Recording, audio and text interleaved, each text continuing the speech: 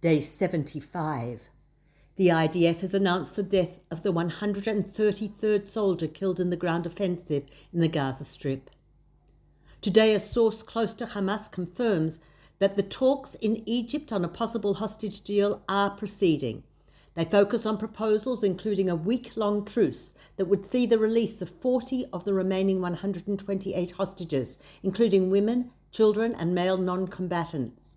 The proposals have been discussed between Qatar and Israel with the knowledge of the US administration. Israel is seeking for the deal to include all remaining women and the elderly, as well as those of all ages who are physically or mentally ill.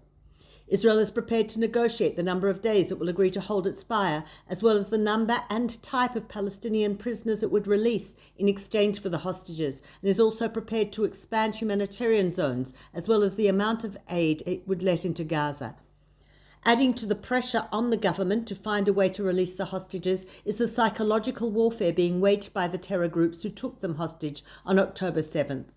Yesterday, the military wing of the Palestinian Islamic Jihad terror group published a video of hostages Gadi Moses and Elad Kitzir, in which they call on Israel's leadership to urgently act to bring about their release. On Monday, Hamas released a video showing Chaim Perry, 79, Yoram Metzger, 80, and Amiram Cooper, 84, pleading for their release. Chaim Perry speaks to the camera saying he and other elderly hostages who have health issues are suffering greatly in very harsh conditions. He was at his house in kibbutz near Oz when he gave himself up to the Hamas gunmen on October 7th to save his wife, who remained hidden. The Iron Dome intercepted 6 rockets fired from Lebanon at the Yiftach area in northern Israel yesterday evening after a day of heavy reciprocal rocket and airstrikes. 2 reservists moderately wounded in a missile attack from Lebanon earlier in the day.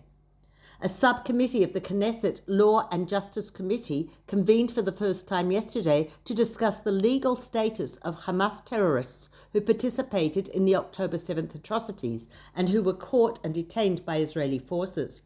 Committee Chairman M.K. Simcha Rotman said the issue of putting on trial Nukhba terrorists is so important that it's being dealt with while the war is still being conducted. Some 3,000 members of the Hamas terror commando Nukhba forces participated in the massacres, torture and mass rape on October 7th. Prison Service Commissioner Katy Perry said on October 17th that Israel was holding some 118 of them. The number in Israeli detention facilities has risen since that date. After arriving in Israel on Monday and meeting with the families of the hostages, American comedian Jerry Seinfeld visited the devastation at kibbutz Be'eri yesterday. This is Peter Jones-Pellach reporting for NCJWA, Australia.